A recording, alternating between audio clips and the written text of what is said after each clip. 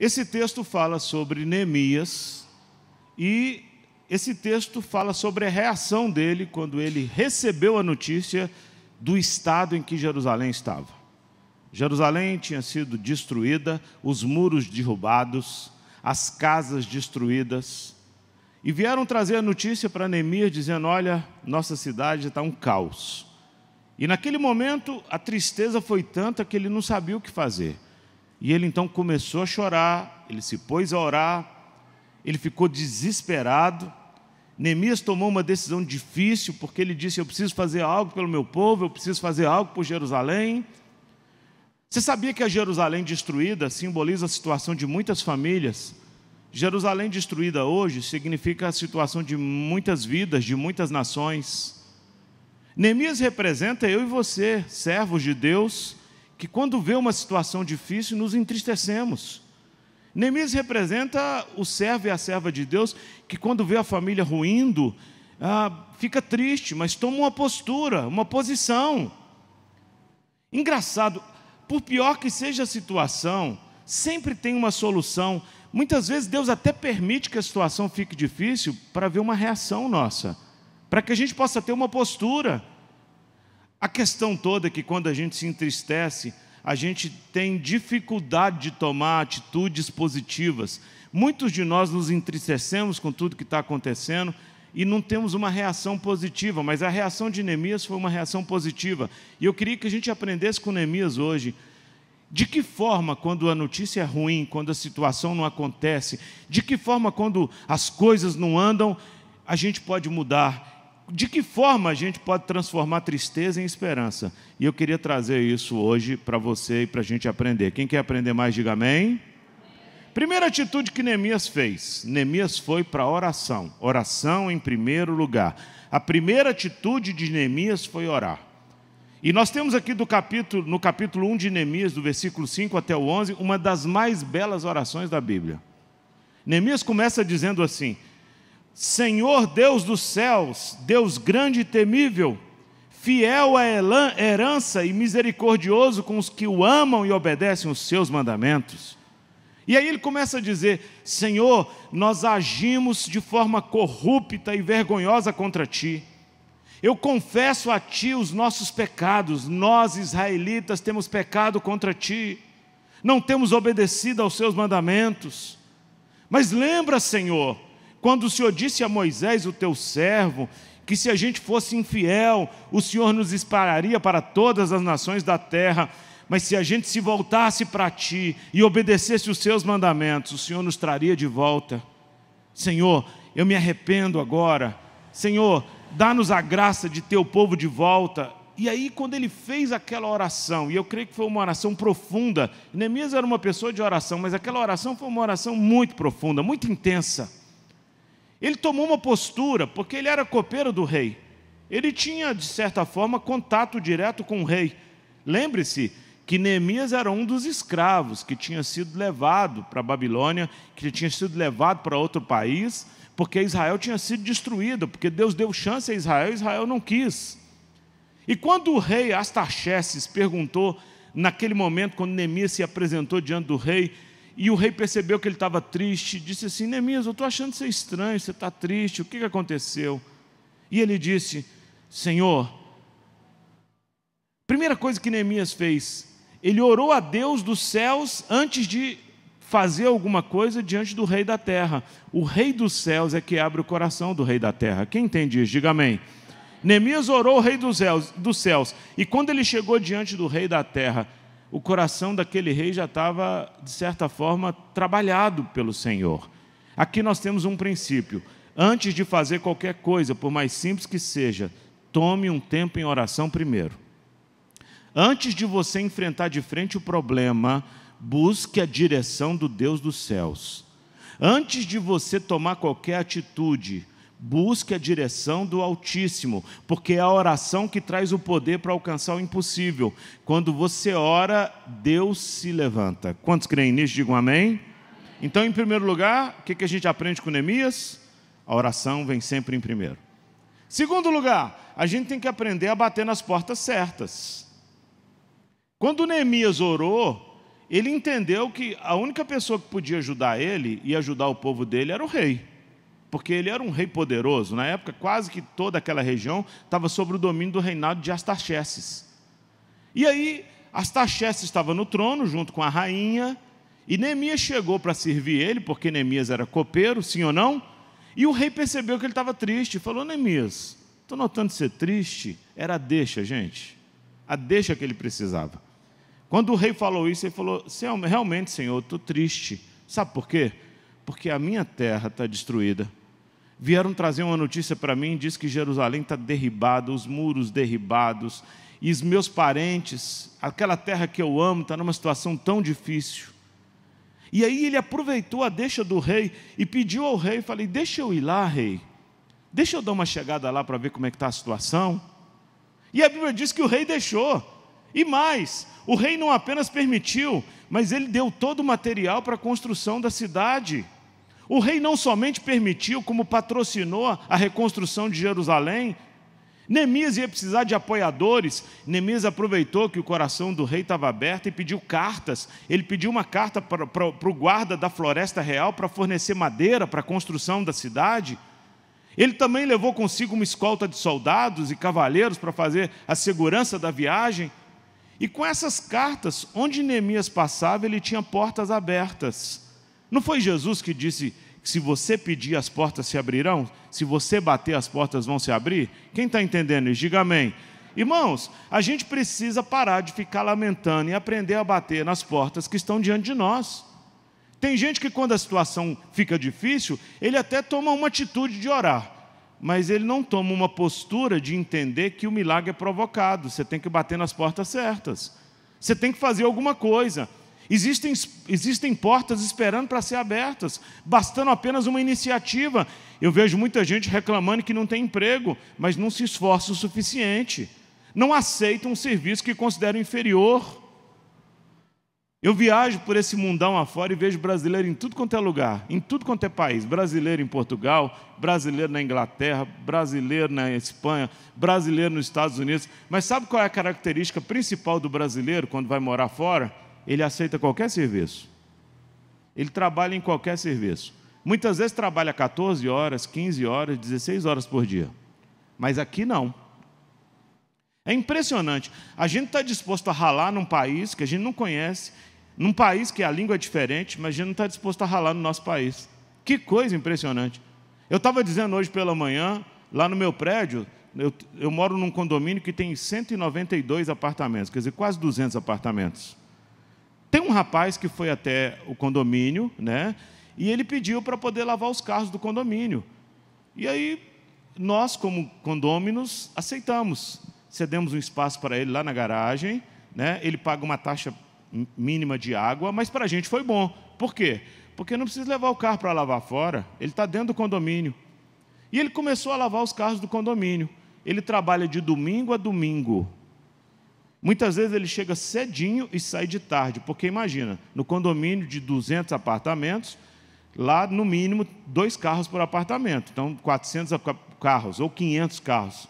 Então ele tem trabalho o tempo todo, e o preço que ele cobra é o preço competitivo. Se eu trazer meu carro para lavar aqui no Barreiro, em qualquer lugar, é o preço que ele cobra. Então por que eu vou trazer para outro lugar? Eu deixo lá. E ele lava bem. O rapaz decidiu trabalhar aqui no Brasil, dentro de um condomínio.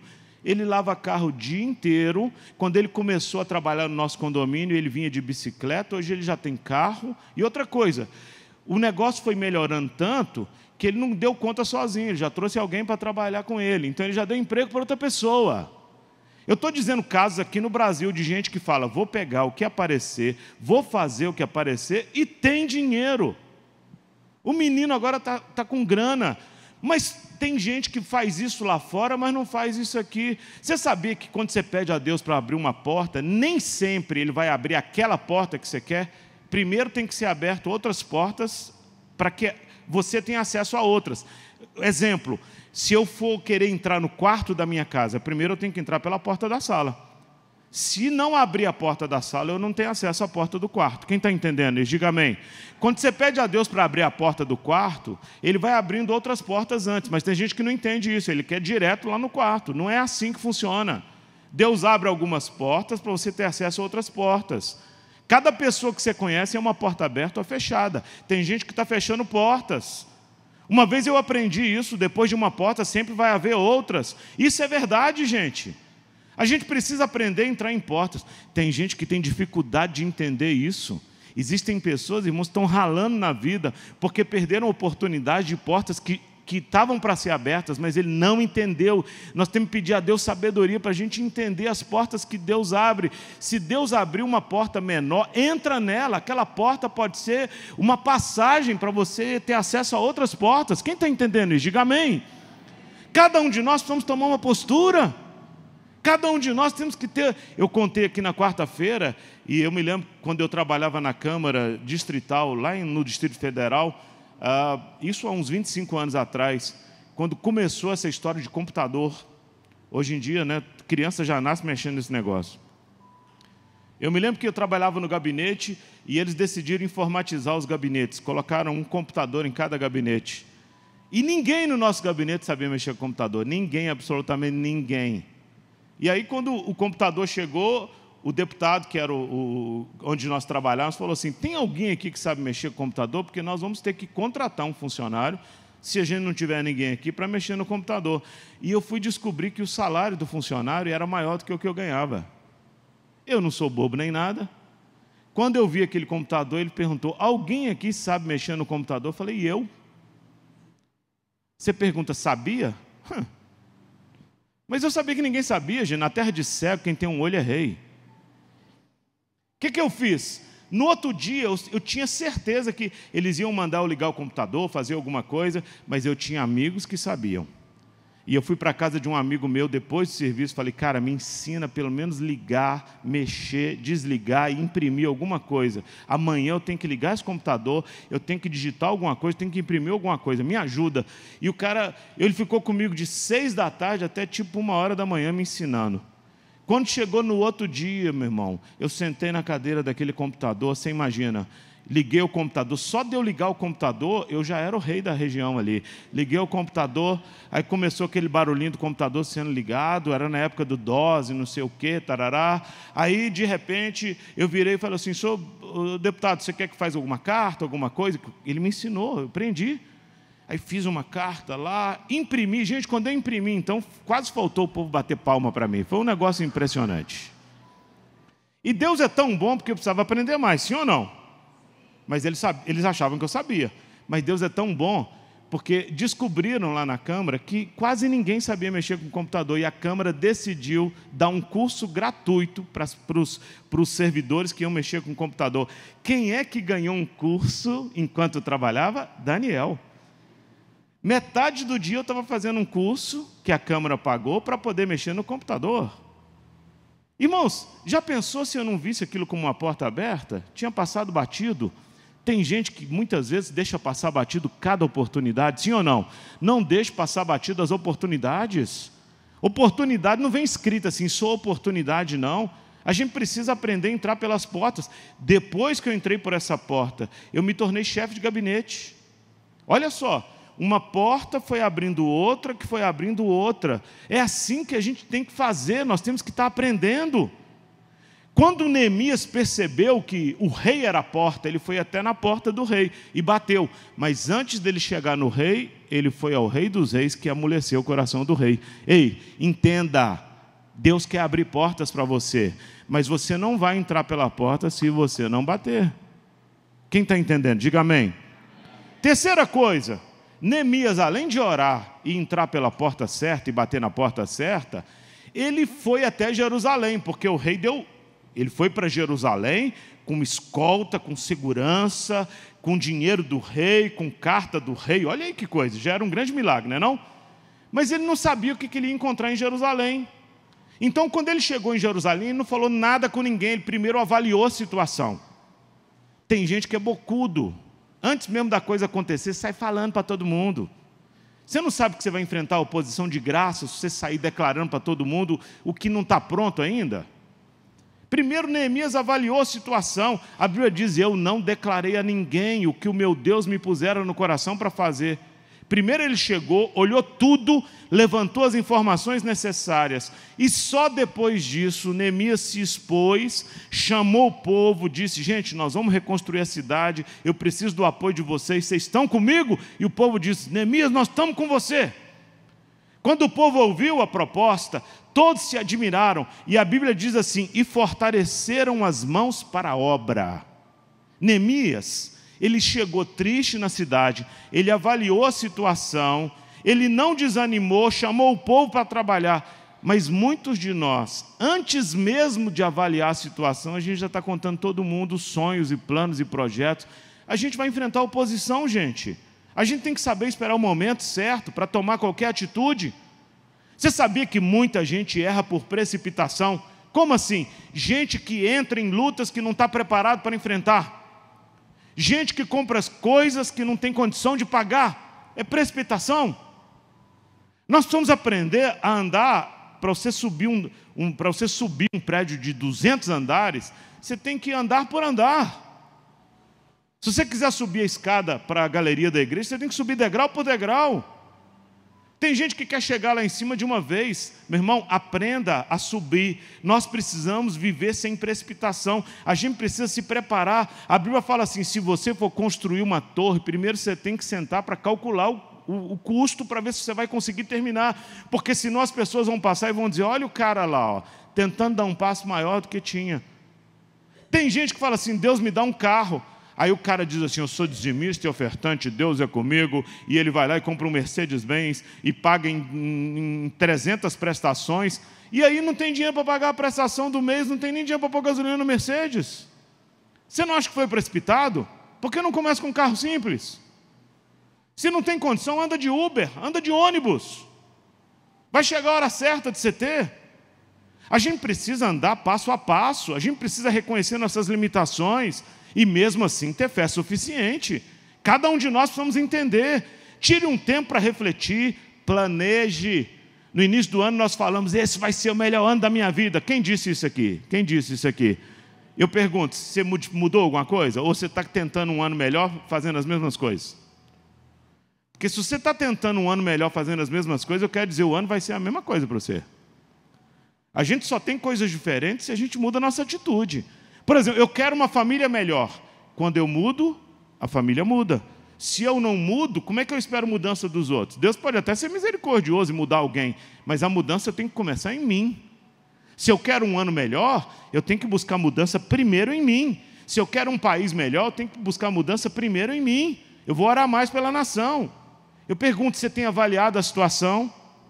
Ou você é daqueles que já publica no Facebook seus sonhos e projetos sem nem ter um fundamento para nada? Tem gente que é assim, né? Ô, gente, eu fico bobo. Tem umas pessoas que falam assim no Facebook, eu estou tão triste hoje, misericórdia. Ô, gente, qual o sentido de alguém usar uma rede social para falar isso? Chamar atenção, só pode ser. Como assim? Você precisa expor seus sentimentos para todo mundo, gente que você nem conhece? Isso aí você fala com Deus. Ó Deus, acordei triste. Senhor, fortalece meu coração. É você e Deus. Se você tiver um amigo mais íntimo, você chama ele para orar junto com você. Mas você não tem que expor isso para todo mundo, não. Por quê? Nem todo mundo que é seu amigo é seu amigo. Quem entendeu o que eu estou dizendo aqui? A gente fica expondo uma opção de coisa. A gente vai lá em Paris, né, ou a gente vai em Israel e posta uma foto. Eu acho legal, eu fico feliz. Mas tem amigo seu que quando olha a sua foto fala assim, miserável. Você acha que é amigo, mas não é. É lógico que você não vai se preocupar com esse amigo, porque quem é amigo de verdade. Mas não fique expondo seus sonhos, seus projetos. Tem gente que ainda nem começou uma empresa, você vai colocar na rede social, eu estou pretendendo começar uma empresa no ramo X, etc. e tal. Para, cara, você vai ter oposição antes de começar. Deixa a coisa se estabilizar para você publicar. Quem está entendendo? Diga amém. Então, além de orar, além de bater a porta certa e além de avaliar a situação, o que Neemias fez? Ele contou com a mão poderosa de Deus. Porque Neemias teve muitos problemas, gente. Toda vez que você for fazer algo grande, você vai ter oposição. Vários adversários tentaram derrubar Neemias. teve dois lá, um Sambalate e Tobias, que armaram várias ciladas para impedir ou atrasar a obra. Sempre que a gente se propõe a fazer algo grande para Deus, a gente enfrenta oposição. Sempre que a gente se propõe a fazer algo diferente, vai ter gente que vai tentar falar mal da gente. E nós precisamos estar preparados para enfrentar as adversidades, irmãos. Se alguém falou para você assim, vem para Jesus que nunca mais você vai ter problema, não é bíblico isso. É igual a história, eu li num livro um pastor, que uma pessoa falou assim, pastor, ora por mim, para mim não ter mais problema. Ele falou, vou orar então para Deus te matar. Falou, mas como assim? Não, a Bíblia fala que a gente vai ter tribulação na vida. Se você me pedir para orar para Deus te fortalecer, para Deus te dar sabedoria, eu vou orar, mas para não ter problema só se você morrer. Irmãos, a vida não é um conto de fadas, não. Para você ter uma família abençoada, você passa por lutas e obstáculos e barreiras. Para você ter uma carreira abençoada, para você ter um ministério abençoado, tudo isso você tem que estar disposto a enfrentar. Sambalate e Tobias vieram, outros vieram contra Neemias, mas Neemias colocou a sua confiança em Deus. Ele sempre falou da mão de Deus. Neemias sempre orava dizendo assim, ó Deus, fortalece as minhas mãos. Vamos repetir essa oração, vamos lá? Ó Deus, fortalece as minhas mãos. Vamos falar mais uma vez, vamos lá? E quando os inimigos chegavam para tentar arrumar confusão, porque Sambalate e Tobias toda hora chegava lá para tentar fazer intriga, fofoca, contenda. Você quer ver quando a gente não tem entendimento, o que faz a gente parar é conversa fiada. Fulano que leva aqui, pega aqui, traz lá, e começa a falar, fulano disse isso de você, é isso que o diabo tentou fazer lá. Mas toda vez que Sambalate e Tobias chegava perto dele, ele dizia, eu não posso ouvir vocês, eu estou ocupado fazendo uma grande obra. Eu não posso parar para ouvir vocês. Irmão, você tem um projeto, não para ficar ouvindo pessoas que muitas vezes o diabo usa para tentar te parar. A maioria das vezes que você começou a crescer na vida e parou, é porque o diabo usou alguém para tentar lá falar conversinha com você. Até mesmo você na igreja, você aceitou Jesus, você começou a andar com Cristo, e você fala, Deus é bom demais, obrigado Jesus, tu és maravilhoso. E aí você está voando, porque na igreja tudo é abençoado. O pastor é o mais abençoado do universo, o louvor é o mais abençoado do universo. Aí chega alguém e fala assim, você está sabendo? Pronto, acabou. Sabendo de quê? Não, você não sabe não? Aí começa a conversar com você. O que você faz? Você para de voar. O voo tinha começado. O diabo sempre faz a mesma coisa. Cuidado com conversa fiada. Eu sempre digo uma coisa, a igreja tem problemas porque é composta de pessoas imperfeitas, mas é o melhor lugar para eu estar. Eu não abriria a mão de educar e criar minha família na igreja. Sabe por quê? Porque lá fora o trem está pegando fogo, gente. Aqui a gente tem problemas, mas são problemas que a gente consegue resolver. Mas aqui a gente tem palavra de vida eterna. Palavras como essa você recebe aqui dentro. Eu cresci na igreja, enfrentando problemas, dificuldades, ocupando espaços, mas eu não abro mão. A igreja do Senhor é a maior aliada da família. A gente tem que estar na igreja mesmo. A gente precisa estar aqui. Mas e fulano? Fulano disse, Beltrano disse. Gente, você está lidando com gente imperfeita. A igreja é um grande hospital. Tem gente curada, tem gente que está em processo de cura e tem gente que está ruim mesmo. É isso. Cada um de nós precisamos entender isso. Quando vieram falar com Neemias, Neemias diz, olha, eu não vou parar porque eu estou realizando uma grande obra. E ele disse assim, o Deus dos céus me dará bom êxito. Eu queria dizer, o Deus dos céus nos dará bom êxito. Amém? Ah, pastor, mas eu estou enfrentando oposição. Ué, você acha que é só você? Porque tem gente que acha que a luta dele é maior do que as outras. Tem gente que acha que o problema dele é maior do que os outros. Ei, tem muita gente enfrentando um problema maior do que o seu e está saindo forte lá na frente. Será que você vai ficar atrás? Você sabia que a árvore forte é aquela que enfrenta mais tempestade? Só joga pedra em árvore que tem fruto? Existem barreiras do caminho, mas cada uma dessas barreiras devem ser enfrentadas com fé e esperança. Não se desespere, fique firme em Deus. Porque Deus capacita quem Ele chama. Deus protege quem Ele dá autoridade. Sabe uma coisa que eu tenho aprendido? Quanto mais autoridade Deus dá a alguém, mais proteção Ele dá. Porque senão, meu irmão, ninguém ficava de pé. Ah, pastor, comecei a orar, eu vou parar, porque eu estou tendo retaliação. o diabo faz a retaliação para você parar mesmo. Mas você tem que entender que quanto mais você busca a Deus, mais proteção você vai ter de Deus, porque senão seria injusto. Imagina eu, pastor de uma igreja influente, de uma igreja abençoada. É verdade. Nossa igreja é respeitada. Já imaginou se eu não tivesse uma proteção à altura de Deus? O diabo já tinha me derrubado. Mas Deus protege na altura da autoridade que Ele dá. Quem entende isso aí? Cada um de nós precisamos entender isso. O livramento vem. A Bíblia diz que a mão do Senhor não está encolhida para que não possa salvar. A palavra de Deus diz lá em Isaías 43:13, agindo eu, quem impedirá? Entenda uma coisa, todas as coisas cooperam para o bem daqueles que amam a Deus, daqueles que são chamados segundo o seu propósito. Todas são todas, até as dificuldades e os problemas que você está enfrentando. Eu te garanto que o seu amadurecimento passou por vencer problemas que você enfrentou há 20 anos atrás, há 10 anos atrás, há 5 anos atrás. Ah, pastor, mas e agora? Agora tem novos problemas, os velhos já foram. Você já venceu os outros. Do mesmo jeito que você venceu os outros, os novos você vai vencer também. Isso traz maturidade para a gente. A gente cresce, a gente avança. Eu pergunto, será que a sua vida está nas mãos de Deus ou está nas mãos dos homens? A gente precisa entender isso.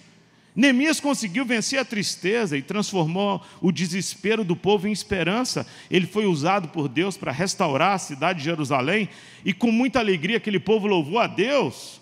A situação de tristeza foi transformada em júbilo por uma grande vitória, mas alguém fez algo diferente.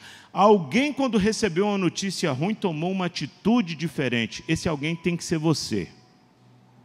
Neemias foi o instrumento que Deus usou para restaurar uma cidade.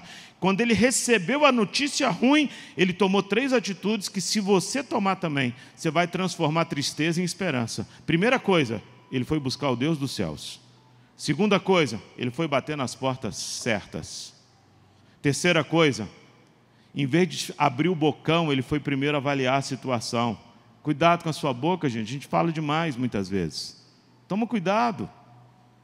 Fala para a pessoa do seu lado assim, cuidado. Você fala demais às vezes. Fala para a pessoa com muito carinho. Na verdade, você está falando com você.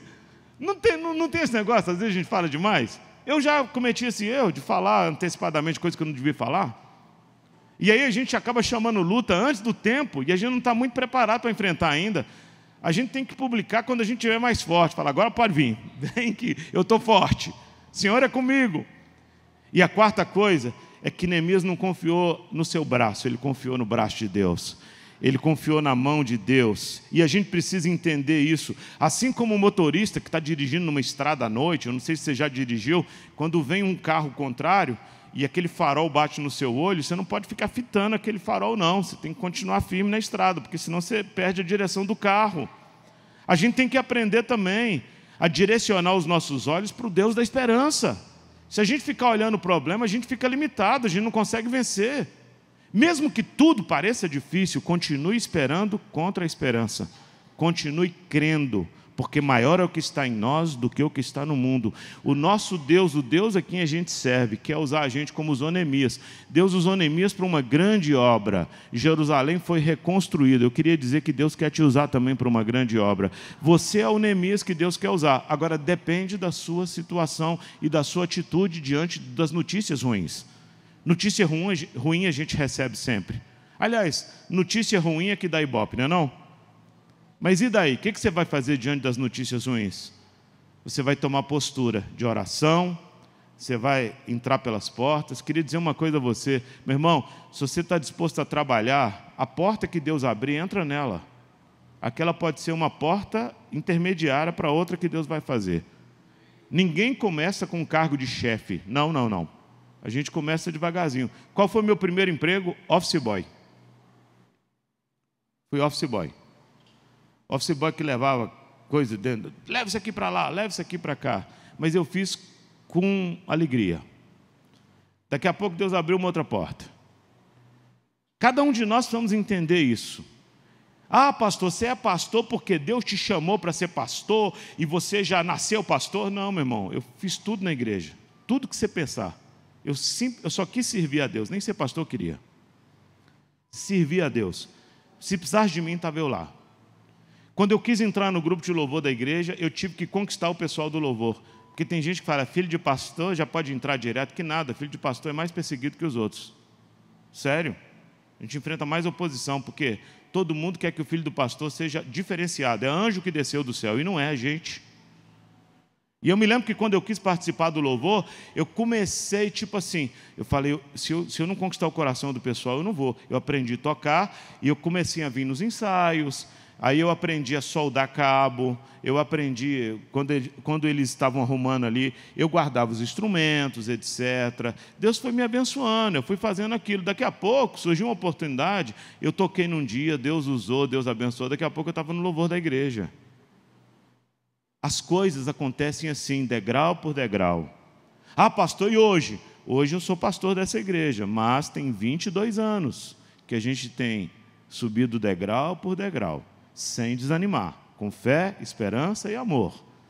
Hoje eu vejo minha filha, por exemplo, ontem a Gabi passou no Jornal Nacional. A Rede Globo transmitiu, a Rede Globo Paraná, ao vivo, Gabriela. É impressionante. Aí você fala, puxa, a filha do pastor... Mas só Deus sabe, né, o quanto temos trabalhado e orado para Deus agir. E hoje eu vejo Deus levando minha filha para lugares que eu nunca imaginava. Deus usando ela. O Festival Esperança, não sei, aquele festival Promessas, que a Rede Globo faz, esse ano Gabriela estava, Gabi, cantando. E vai passar agora, dia 26 de outubro, nacional, o trabalho que estava sendo feito. Aí você fala, mas o que é isso, irmãos? É histórico de gente que sabe de onde veio e para onde está indo. Gabriela nunca perdeu a humildade e nunca vai perder. É aquela menina cheia de Deus, abençoada. Quando vem aqui, ela está sempre... É isso que a gente precisa entender, meu irmão. Deus coloca a gente degrau por degrau. Ela começou cantando aqui na igreja. E quando ela quis cantar na igreja, o grupo de louvor não queria aceitar ela. Gabriela ficou 1 ano no banco tentando entrar no louvor e não conseguiu. Não desanimou. Olha onde Deus está levando ela agora. Amém, gente? Nós precisamos ter postura. Eu queria dizer que o mesmo Deus que levou Neemias a conquistar, né, Jerusalém e reconstruir, é o mesmo Deus que quer levantar você para reconstruir sua casa, reconstruir sua empresa, reconstruir o Brasil, trazer solução. Queria declarar isso. Quantos creem nisso, digam amém? Fica de pé no seu lugar. Queria que a gente orasse.